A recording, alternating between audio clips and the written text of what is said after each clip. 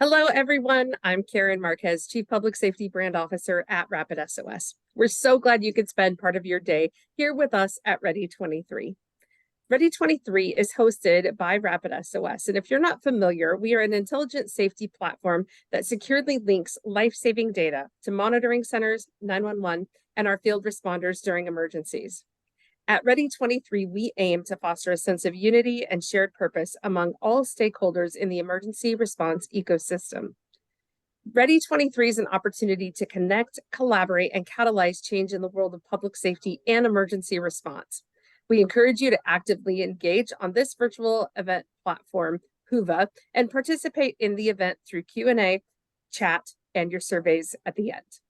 Today, we're joined by a panel of experts from both private sector companies and the public sector in the public safety ecosystem. I'm going to have the panelists introduce each of themselves and we'll dig right into this session. So we'll start with you, Chris, from IamResponding. Thank you, Karin. My name is Chris Halliday. I'm one of the district managers with IamResponding. And a little bit of my background, prior to coming to IamResponding, I was actually a career firefighter and a paramedic for a little over 22 years in Manlius, New York, up in central New York, outside of Syracuse, and spent a lot of my time dealing with community risk reduction, fire prevention, and as well as working a lot with IamResponding. So I'm very excited to be over on this side of things now and being able to provide systems out to public safety. Excellent. Deputy Chief Mills. Yeah, Deputy Chief Mills from Evergreen Fire Rescue. I'm a volunteer Deputy Chief of Operations there, and I also work I'm the Director of Customer Success with another app called ES Chat. That is communication push-to-talk module. And prior to coming to ES Chat and also Evergreen Fire Rescue, I was 6 years a military policeman. After 9/11, spent about 10 years doing counterterrorism. In technology specifically, I am known as the technology evangelist, and I have also served in the Governor's Office of Information Technology and was in the SPOC's office helping to launch FirstNet. Excellent. Thank you both. Well, I appreciate both being here today. This discussion is going to center around wildfire response. Since 2000, an annual average of 70,000, actually over 70,000 wildfires have burned an annual average of 7 million acres. The acreage figure is more than double the average annual acreage burned back in the 1990s. With this clear increase in damage caused by wildfires, we'd like to discuss the unique challenges that field responders face when fighting these fires and the transformative role that data can play in overcoming these challenges. So Chris, I'm going to start with you. Can you tell us a little bit about the mission at IamResponding? Yeah, absolutely. Thanks. So IamResponding actually first developed 17 years ago with a mission of just trying to help first responders understand who's responding to a call and solving that problem of not knowing who's actually on their way to the firehouse or on their way to the call. Since then, it's developed into a much larger mission of providing an end-to-end emergency response system for first responders with a fully integrated solution that covers everything from dispatch to incident coordination, department management needs. And it all comes with a goal of trying to help first responders decrease their response times, increase the data that's provided to first responders when they have calls, and also providing enhanced situational awareness for all the responders for the calls that they're going to.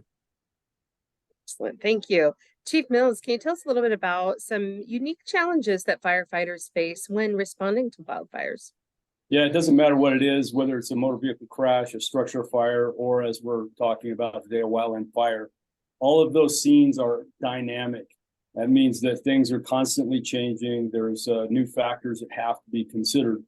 And as you consider those multiple factors and the changing of conditions or what you're dealing with at any given moment, it's essential to have the most current information that's actionable, whether weather and predictions about what the weather is going to do and how that may change structures. Where are they? Are those structures in the path of fire? And by looking at the conditions and the topography, the weather, etc., if they are in that path, who do we deploy to evacuate the structure and triage property? Where are the assets that we need? Is there a type 7 or a type 3 or an engine in the vicinity? How many personnel are we going to need? What are their needs? How do we predict and track egress when things go sideways? Many of the tragedies that we've seen in the fire service may have been avoided with the right information in real time. And responders have to make life and death decisions, and therefore they need quick, actionable information to make the best decisions about saving lives, property, while protecting the environment. Excellent segue into Chris. As a provider of data to firefighters out in the field, can you tell us a little bit about how IamResponding thinks about wildfire response and what role does the IR app play in enhancing that response? Yeah, well, as the chief mentioned, quick, actionable information, right? And so that's what we try to help provide through our app to the first responders. Number of different ways that we can certainly provide that. We do recognize that the wildland fire response is going to be much different than a structural response, and the resources and the manpower that's going to be needed for those incidences are going to be much different. IamResponding can provide a great deal of different tools for the incident command and for those responders to be able to use, including the location data that comes in from RapidSOS from the 911 caller, being able to determine the exact location of where that caller is calling from and where that incident is taking place. Hopefully getting first responders to that spot a lot faster and being able to stop the spread of fire a lot quicker by getting there sooner. Being able to see in real time where responders and apparatus are during the incident and being able to locate where they are. Being able to use member and apparatus tracking tools can certainly be essential. We'll talk a little bit more about that shortly, but can be essential in the incident command, being able to see exactly where their manpower is, where the apparatus is, and being able to make strategic decisions based on their location and where that fire is spreading to and the direction it's heading towards. Map markers that we provide in IamResponding are huge, because those map markers can be dropped on the map in real time. So you can put in map markers for water sources, where the incident command post is, helicopter landing zones, and they can be dropped in real time and seen by all the responders using the app in real time. So when it's dropped now, everyone else can see that and be able to get that as quick as possible. And then lastly, messaging and chat systems. When we get into these large incidents where you're talking about lots of people involved, sometimes those radio waves can just get bogged down with a lot of communication going on. And so we do have messaging and chat built into our app as well that they could utilize so that they can free up that radio chatter for more pertinent or more critical transmissions and be able to use it to communicate off of the radio waves. Excellent. We talk about all of these kinds of data, and Chief, I'm going to ask you, what kind of data very specifically do you think is helpful for field responders when they're fighting wildfires? And even beforehand, Chris, one thing you mentioned was, like, I need to actually know who's coming to this fire. Do I have the right number of resources in the proper apparatus to battle these fires? So Chief, what are you thinking about data that'd be helpful? Yeah, so I think, it's been mentioned here, and I think we understand that. First of all, getting to that reporting party. Where is that reporting party? A lot of times that movement is dynamic, and they may have started in one location. We have to get to them to see what they see. I remember in the early stages of any incident, right? And they're saying, I see smoke over the tree. And I'm like, which tree? And they're like, over there. And I'm like, there's 5,000 trees over there. So being able to get not only eyes on it with the reporting party, but be able to get a snapshot and be able to kind of figure out where is that on the grid, where, how is it that we can get to that quickly. In wildland fire, the quicker you can get on it and the quicker you can suppress the fire. And again, as we've talked about here, it's just knowing what kind of resources. And I remember one of the first times I ever used an app was on a motor vehicle crash. It was late at night. A 50-year-old man with his 10-year-old daughter. They had crashed. They hit a deer, and they were on the side of the road. And I remember it was like one of the first calls that I ever had, and I was absolutely afraid, because I'm like, man, here are these two hurt people. I don't know what to do. But I pulled up the app, and all of a sudden I started to see all these resources that were moving to my location. It gave me a sense of calm, knowing that I had the right people in the right places and they were on their way. And I remember also, Chris's point, when I was working in the governor's office, we did a couple of events. We did the Country Jam and the Telluride Bluegrass Festival. And one of the beautiful things that we were able to do is, in Mac, Colorado, at the Country Jam, they take this field and they create it into the city where people pull in their trailers or their tents and whatever, and they create roads. We were able to just throw a GIS layer on top of that. And then, as he was talking about, with these little push pins that you could put in for an incident like a cardiac arrest or whatever, I remember specifically walking through the grounds and somebody was having a cardiac episode. I was able to drop a pin right where we were at. And so you take all the guesswork out of where is it and how do we get there, and that right there you have that lat long, and if you need it, a bearing in certain situations. So there's just a multiplicity of things we can do with it. And I also, as a chief officer, just knowing where my people are at all time, knowing where the threats are at and how those threats are moving, I can keep them safe while keeping the community safe and mitigating whatever threat there is. Well, it's a great segue. We talk about mapping, and that really is giving us that clear picture of an incident and the where that we ask every time an one call comes in. Chris, how does the integration of GIS data or geographic information system data and mapping technology contribute to a more effective response? And we heard a great use case right there from the chief. Yeah, absolutely. I mean, when you're talking about these wildfires and you're talking about acres and miles of land, right? And the different factors that come into it, the topographical, the height of where we're going to, this is all different altitudes and it's spread out over a great deal of area. So just being able to find, having a single resource with all this technology coming into it that tells us exactly the topography of the land and the layout and maybe paths and trails in and out are super important for the responders and the incident command to make their decisions. It can even affect the path that the fire is going to take, the topography of the land. And so we've just got to be aware of all of that and utilizing all of that information to our benefit to be able to attack this fire and make progress on it is super essential.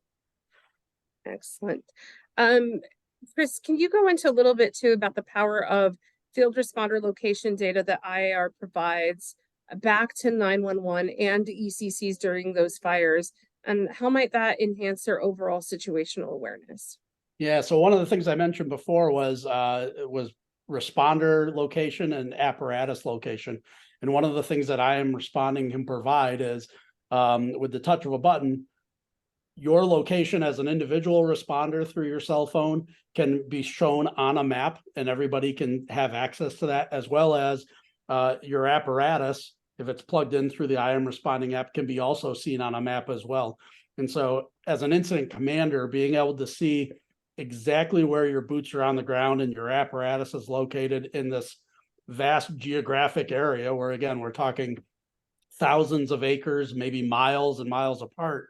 And to be able to see that on a map and see exactly where your responders are is a big deal. It makes change to your strategic decisions and where you're going to send people, where the closest team is, the closest strike team to a particular part of this incident, or being able to help lead them out of danger if things that are happening that aren't good, and being able to see where they are and direct them out of a particular danger zone as well.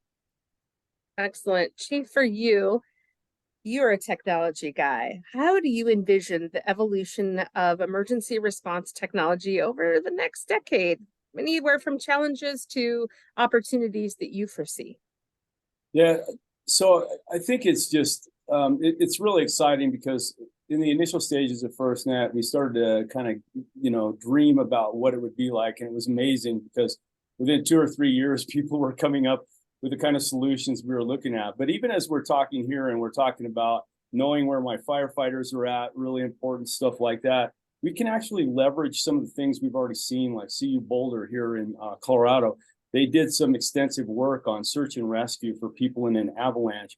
And what they were able to do was just mimic what a cell phone tower would do. And they were able to draw out somebody underneath the snow, draw out that their cell phone that they already had on their person that had went to sleep.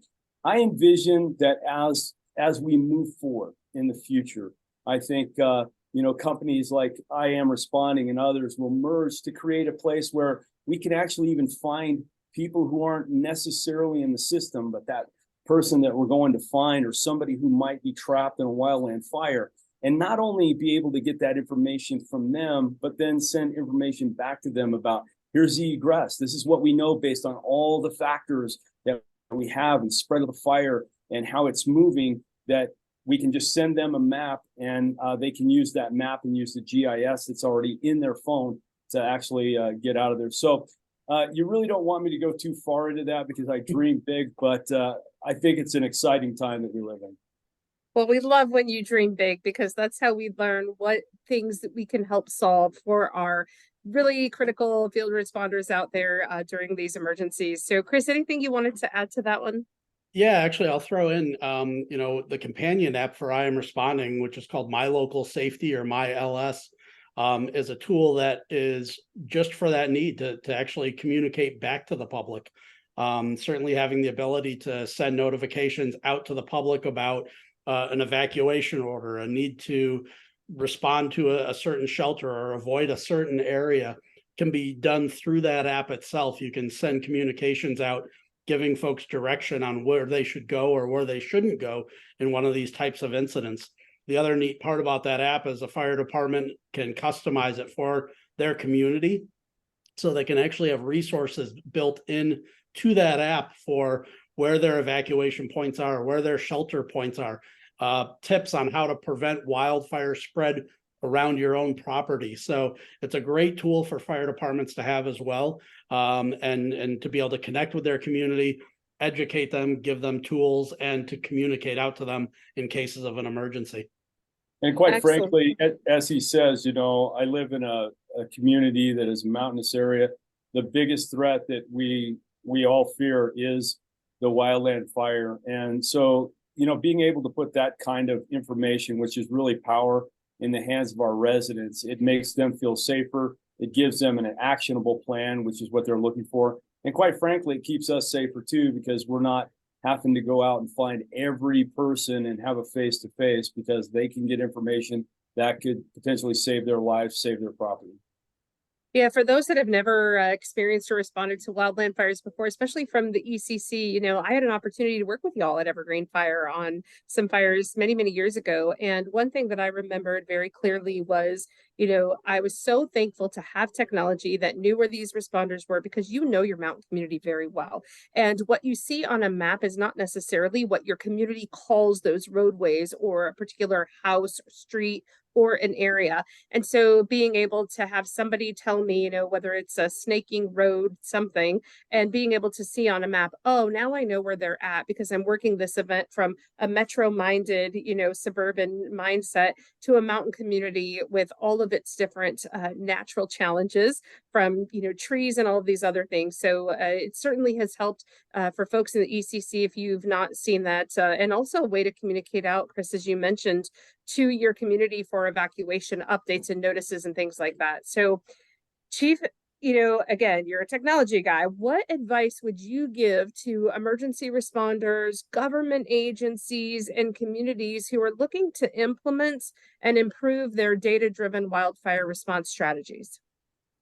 Well, we live in this dynamic new world, and I remember when we first went out in about 2013 and we started talking about FirstNet, people says, that'll never happen. And now we've seen it blow up. It's this big full thing, which, there's more and more that's being added every day. What I always saw from that is, especially, old guys like myself, I won't include Chris in that, but, sometimes we fear technology, right? Because what we've always known is a land mobile radio where, I have one radio and I talk to everybody and they hear me. But, with that kind of communication, it causes some real issues, because we don't have the situational awareness that we need. We have to kind of make up in our mind, to your point, is I got to kind of figure out what are they talking about with that windy snake road thing or whatever. So the message is, don't be afraid of technology. As I stated in a paper I wrote years ago called Emerging Technologies for Search and Rescue, and quote, now's the time we need to think outside of the box about how technology can be used in emergency response, unquote. And so we need to give companies, such as yourself, the opportunity to work with your agency, you firefighter, you law enforcement, EMS, team up, have discussions, learn about, give these companies the chance to learn about the needs that you have and help you to develop solutions to mitigate the threats of a wildfire and every other threat that is known to man. Excellent. Great advice, Chief. Chris, I want to thank you sincerely so much for generously sharing your time, your insights, both of your experiences today. I'm super grateful to have you as part of the RapidSOS Ready community. So thank you once again. If anyone out there has questions for our panelists, please feel free to connect or just reach out to me at kmarquez@rapidsos.com, and I'm happy to connect you with our panelists as well. You can also connect with me or them on LinkedIn. Make sure that you're using the Whova platform and check out the attendee list because you can connect with folks there as well. Now, we have a closing session and some awards coming up, so I'm going to go get ready for that. Just wanted to say again, thank you so much for being here. Great conversation, data-driven wildfire response. Really, technology is going to make a difference in how we're able to save our communities and protect property. So thank you both, and we'll chat soon. Thank you, Karin.